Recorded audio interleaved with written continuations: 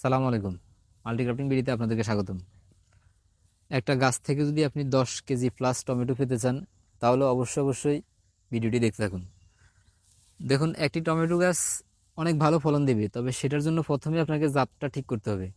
আপনি যদি একটি হাইব্রিড ভালো মানের জাত ব্যবহার করেন, তাহলেই কেবল সম্ভব। তো আমরা একটা ভালো জাত এখানে দিয়েছি, এটাকে বাহুবলী বলে, এয়ার মালিক সিড যেটা বাজারজাত করে। তো এই গাছগুলো কিন্তু অনেক বড় হয়। আপনি যদি এটাকে বাউনি দিয়ে উপরের দিকে উঠেন, এগুলো প্রায় 6 ফিট প্লাস পর্যন্ত উঠবে।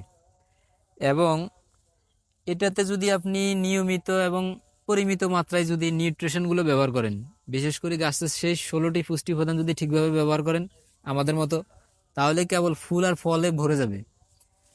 দেখুন, প্রচুর পরিমাণে ফল হচ্ছে এক একটা গাছে। অলরেডি এক একটা গাছে 1 কেজি 2 কেজি প্লাস ফল আসছে। শুধু কি ফুল আর ফল আসলে শেষ না? দেখুন, শুধু ফুলগুলা আসবে, এই ফুলগুলাকেও টিকিয়ে রাখতে হলে আমাদের কাজ আছে। যেহেতু এখন প্রচুর কুয়াশা পড়তেছে, কুয়াশা পড়ার কারণে কিন্তু এখানে অ্যানথ্রাকনোজের আক্রমণ হবে, ফলগুলা পচনের কারণে ঝরে যাবে। তো এই সময় আপনাকে অবশ্যই কার্বেন্ডাজিম প্লাস ম্যানকোজেব গ্রুপের ওষুধগুলো ব্যবহার করতে হবে কন্টিনিউ, এবং প্রয়োজনীয়তা হায়ারও ব্যবহার করা লাগতে পারে।